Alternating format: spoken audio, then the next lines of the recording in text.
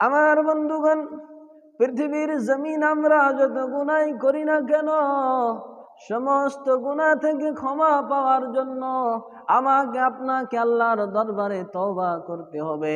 সমস্ত দরজা থেকে ফিরিয়ে আমাকে আপনাকে আল্লাহর দরবারে ফিরে আসতে হবে।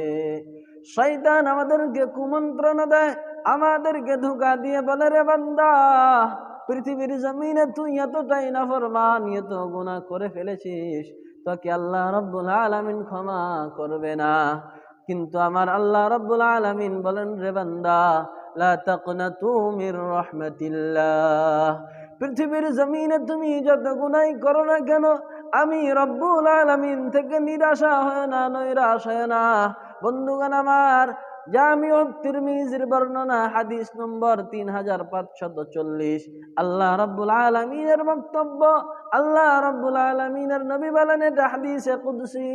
নবী সাল্লাল্লাহু তাআলা আলাইহি ওয়াসাল্লাম বলেন, আল্লাহ রাব্বুল আলামিন বলেছেন, ইয়া ইবনা আদম ইন্নাকা মা দাউতানি ওয়া রাজাউতানি গফারতু লাকা আলা মা কানা ফীকা ওয়া লা উবালি। আল্লাহ রাব্বুল আলামিন বলেন, হে আদম সন্তান, ইন্নাকা মা দাউতানি ওয়া রাজাউতানি গফারতু লাকা আলা মা কানা ফীকা ওয়া লা উবালি। তুমি যদি আমি রব্বুল আলামিনের নিকটে ক্ষমা পাওয়ার আশায় আমি রব্বুল আলামিনকে যদি ডাকতে থাকো, রে বান্দা, তোমার গুনাহ যত বেশি হোক না কেন, আমি রব্বুল আলামিন ক্ষমা করে দেব, এতে কোনো পরোয়া করব না। বন্ধুগণ আমার, আল্লাহ রাব্বুল আলামিন এবার বলেন, ইয়া ইবনা আদম লাউ বালাগাত যুনুবুকা আনানাস সামা সুম্মা ইস্তাগফারতানি গফারতু লাকা ওয়া লা উবালি।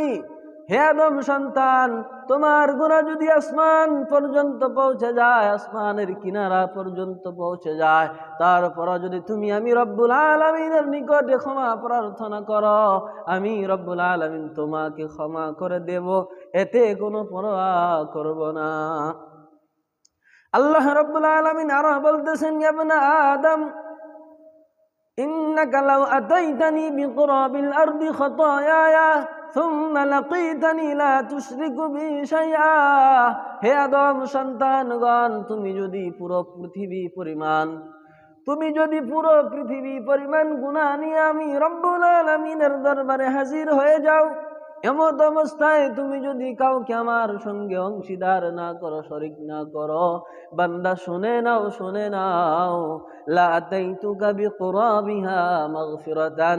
আমি রব্বুল আলামিন পুরো পৃথিবী পরিমাণ ক্ষমা নিয়ে তোমার দরবারে হাজির হয়ে যাব।